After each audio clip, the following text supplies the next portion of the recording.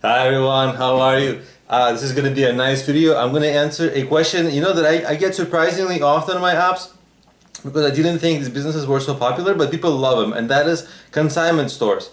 Yeah, consignment stores. If you're wondering what is a consignment store, it's a store where uh, you have a seller, you have a person who's trying to sell things, who is not the store owner, right?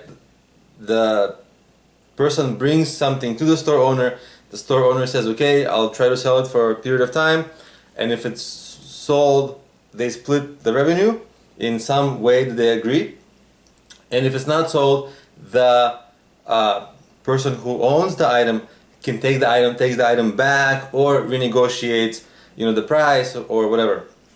And there's a key difference here in that when the person brings an item to the store, in a consignment store, that original owner retains ownership. Whereas that's the core difference between some things like pawn shops and things like that. So that's how that mechanism works. That's what makes a consignment store. Usually the items sold are clothing, furniture, antique items. Those are the common items, although there can be a variation of a number of different kind of items. But the items I listed tend to sell best. Also, of course, depends on where you are located.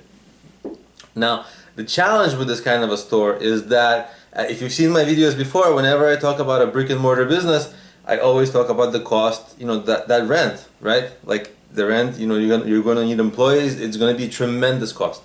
In a consignment store, generally, the sale prices, the prices are low because the items are used.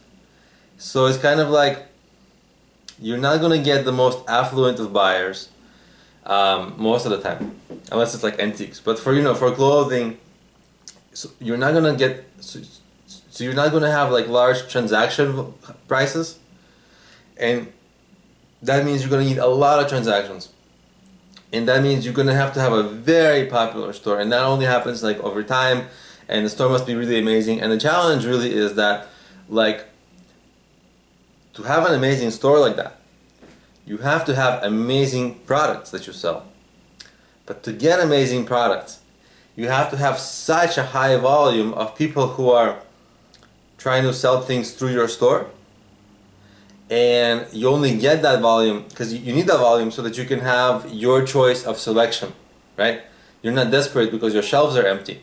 So you need a really high volume of people who try to sell through your store so that you can choose the best. And once you have the best items in your store, when people come to your store, they're going to be like, wow, this is really high quality stuff here. I'm going to come back. This is interesting. I'm going to recommend to friends because this is a find.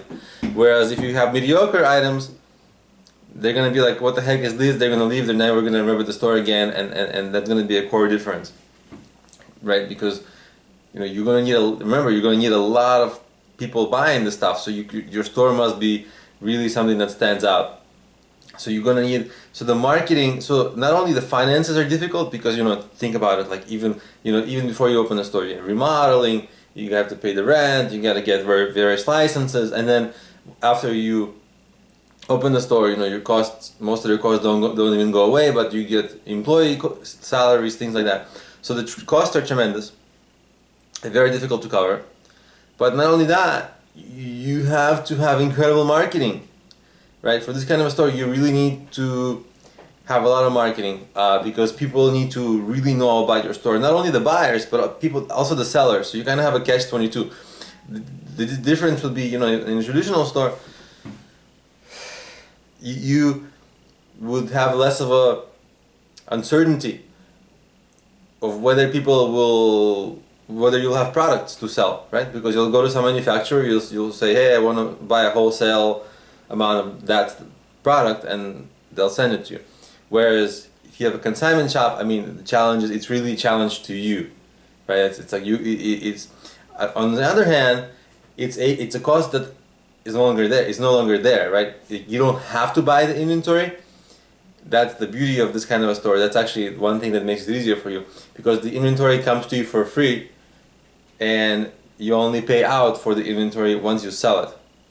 So You don't have to pay for the inventory. So this is really a good thing. But there are a number of other very, very serious challenges, like the marketing and covering the expenses.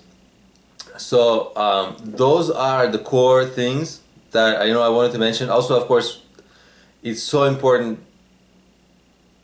The location of where you open your store is so important, because not only due to foot traffic, but the quality of the foot traffic, because you want the foot traffic to be the target consumers who would like the kind of products you want to sell in your stores. So you want to be in that dense area and in a visible place where people are passing by a lot. Where not just people are passing by, but people who are fit into your target demographic. And that would help you, right? So you gotta get that part very right. So that those are the kind of those are the things that are the so core to this kind of a business. And so that's what I wanted to kind of, when people ask me, how do you start a consignment shop? These are the very core things that I urge people to think about and to have solutions to, or at least strategies for when starting this kind of a business, because these are the core issues. So thanks guys for watching. Please subscribe to my channel if this was helpful. I have, I think by now I have nearly 200 videos on various business tutorials, and I make more all the time, so subscribe. And of course, if you are looking to start a business, I created mobile apps that help you with business ideas, business planning, marketing, and fundraising. And they're available on problemio.com, or if you search for Problemio in any of the app stores. And if Problemio is hard to spell or sounds confusing, I'll have a link to it in the description of the video if you just click the description below the video. So thank you for watching, guys. Good luck with your business. And of course, if I missed something, if you think something that should have been mentioned, definitely comment in the comment section. And of course, give the video a thumbs up if you liked it. Thanks for watching, guys, and I'll see you in my next video. Bye.